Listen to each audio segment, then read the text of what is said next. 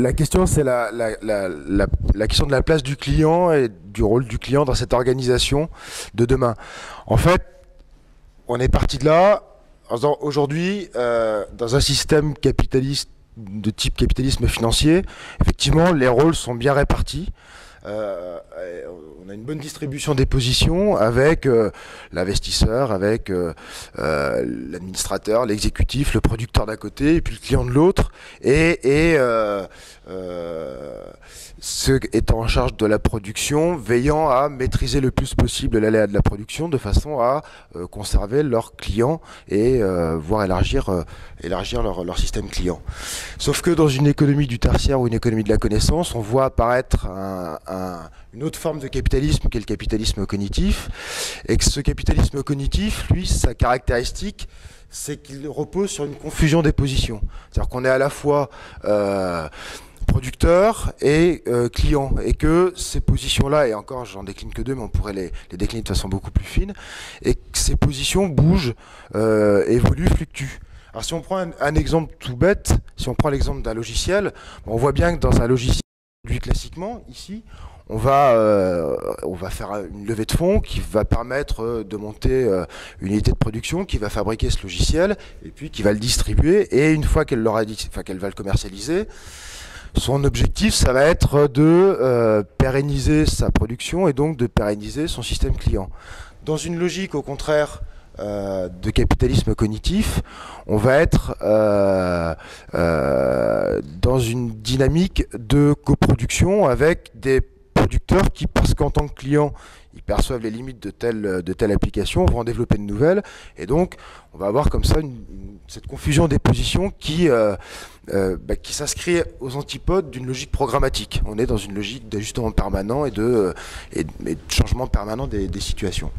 Simplement, et c'est un peu le premier point de chute avant de passer la main, c'est que finalement c'est un peu binaire tout ça, et on s'est dit en fait l'entreprise de demain, c'est probablement une entreprise qui combine un capitalisme financier et un capitalisme cognitif, avec ici un système de régulation qui permet d'opérer les arbitrages en fonction de la nature de l'activité, en fonction du niveau de maturité de l'organisation, bref, qui va plus ou moins faire fluctuer ou va hypertrophier ou atrophier chacun de ces deux capitaux en fonction de ses besoins, en fonction, encore une fois, de différents critères qu'on n'a pas pu creuser.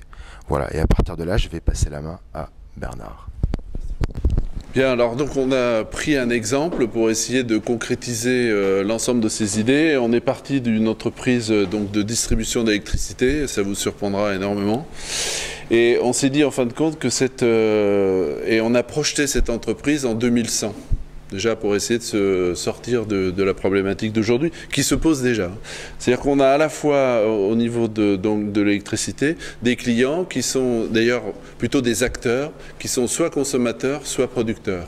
Et on le voit notamment au travers de tout ce qui est solaire, tout ce qui est photovoltaïque ou éolien. Et je pense qu'en 2100, il y aura peut-être les piles à hydrogène ou bien d'autres choses.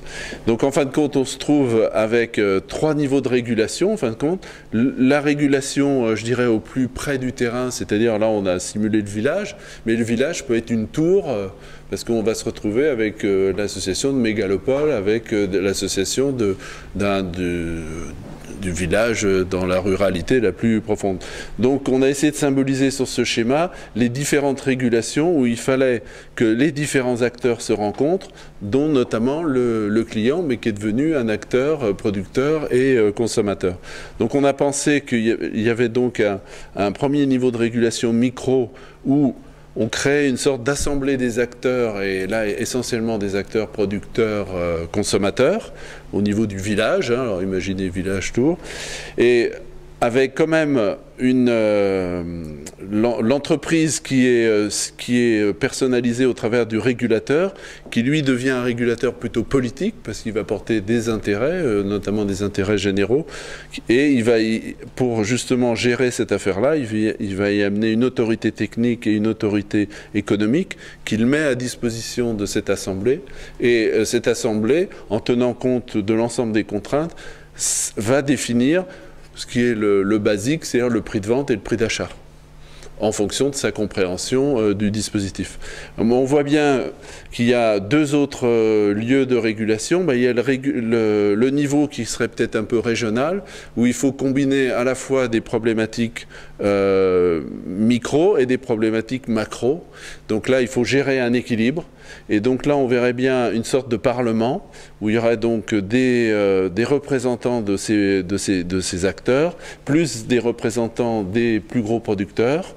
Et là, avec toujours comme produit de sortie des règles, qui sont des règles d'intérêt général et qui gèrent l'économie globale du dispositif en fonction des intérêts à la fois macro et les intérêts micro.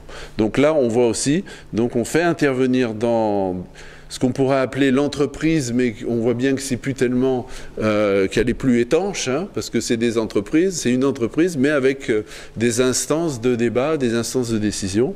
Donc là, la production de ce niveau-là, qui est un niveau méta, qu'on verrait bien au niveau de la région, c'est un ensemble de règles. Et ces règles vont s'appliquer au niveau macro et micro. Alors ensuite, on voit bien au niveau macro, parce qu'on pense qu'en 2100, eh bien, on aura encore des gros producteurs, parce qu'on aura des grands centres urbains, des usines quand même encore conséquentes, et qu'il faudra bien avoir des gros moyens de production. Là, on peut penser à, je ne sais pas, l'éolien offshore, le nucléaire ou d'autres choses. Et là, on verrait bien un Parlement avec là, plutôt les gros producteurs au niveau de l'Europe, ne serait-ce que pour sécuriser d'un pays à l'autre, hein, ce qui se passe d'ailleurs déjà maintenant, avec un régulateur qui, quelque part, lui, est garant de la connaissance de l'ensemble des règles et va venir donc animer, réguler ces assemblées où ces gros producteurs vont commencer à gérer les flux entrées-sorties entre différentes nations et autres. Voilà. Et donc là, on voit bien que là, le régulateur est un peu porteur, je dirais, du client, d'une certaine manière, au travers des règles et puis de sa connaissance des différents systèmes.